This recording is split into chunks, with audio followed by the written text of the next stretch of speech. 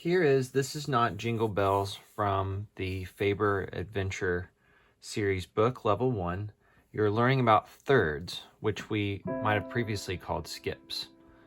Those are bigger than a step, which we also call seconds, and you learned them on the previous page. You're going to start with your hands in a C position, in both your right and left. Right hand's on middle C and left hand pinky is on base C. There's one time you're going to move your hands, which is on measure 7. Your first finger comes up to B. So you can also think of it as putting your thumbs next to each other. That's 2 notes that your hand has to move.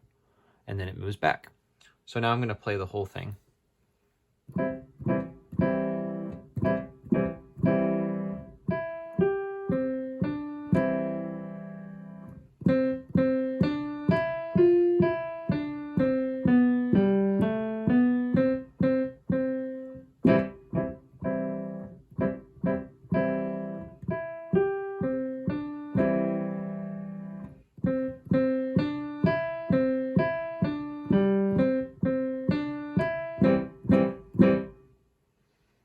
There we go. Have fun.